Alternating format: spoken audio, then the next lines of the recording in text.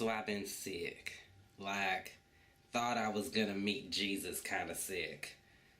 And I don't know about y'all, but when I'm sick, I create a little nest in my bed.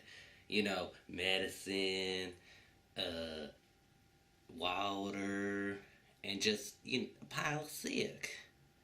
Just lay in my bed and hope I die, I guess. But that's been me.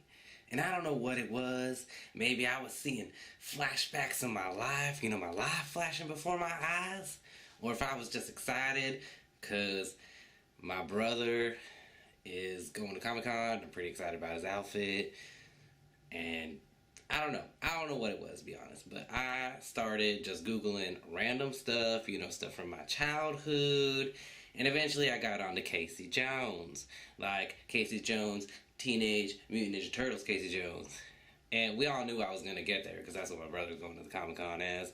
I mean, it's a perfect match. They look just the same. And they kind of act the same, too. And I don't know what I thought I was going to find, but I found something, like, way more intricate than I thought I was going to find.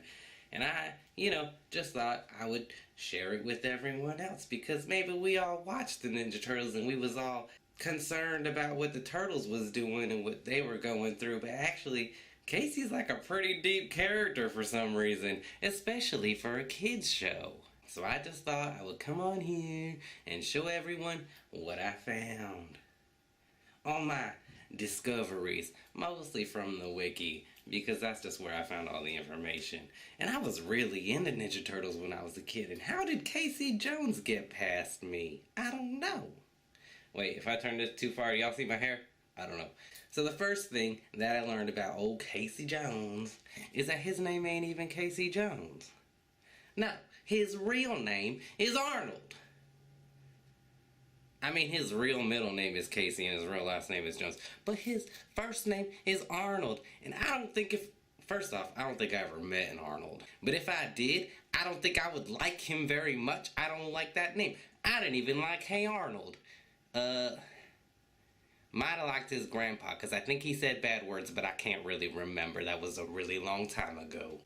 The second thing that I learned about Casey Jones, a character in like a kid's comic book TV series movies. I don't know, is this kind of like Batman, where like you thought it was for kids? I'm sick. Where you thought it was for kids, but then you kind of found out as you grew up that those comics were dark. I don't know, maybe it's that and I'm just like, Ninja Turtles kids, whatever. But the second thing I found out was that Casey was kind of a parody of those characters, the Batmans and the Punisher, them dark little broody boys. He's just a little parody of those. So Casey didn't really have a tragic backstory or nothing. He was just some guy that watched too many bad cop movies or cop TV shows. So he was like, yo, I'm gonna go be a vigilante. And the best part about his vigilantism, we all know me and big words, they don't really get along, was that like he barely had like a bar. Like he would beat you up for littering and also murdering and above, because we all know there's an above. But like Casey just didn't care. Crime was crime and he'll beat you up. The third thing I learned kind of goes in with the second thing, was that eventually they tried to give him a backstory, which I don't like. I hate when like they try to make things deeper than they are. So I think the first backstory they gave him was that his father owned like an auto body shop and this guy named Hun came and burned it down and I think killed his daddy and then kidnapped his mom and his sister. And then there was this weird part in the Wikipedia where it was like, Casey's forced to see Hun inside his eye pupil, which I don't really know what that means. I think in a comic book sense, I can see that. Like I see anytime Casey's feeling a little traumatized, he sees a little image of Hun in his eyeball. I get that. That makes sense to me, but I don't really know what that means. So if you like scientifically minded or something, you might want to tell me that. Because it says that anytime he's feeling like mentally unwell or traumatized, he sees Hun in his eye pupil. What am I on? I can't even count. 1, 2. Am I at 3 or 4? Anyway, whatever. I think it's 4. The fourth thing I learned is that Casey murders a teenager. And for somebody who hangs out with teenagers all day, that's kind of extreme. Like, why'd you kill that teenager? There's an answer. He killed him for trying to mug him, which is a little extreme. I mean, I guess it's not extreme. I guess you do kill someone if they're trying to mug you, but ain't you supposed to be like a vigilante and like in control of... I guess Casey's never really in control of what he's doing, is he? He's kind of... You know what, though? So is my brother, and that's why it all fits together.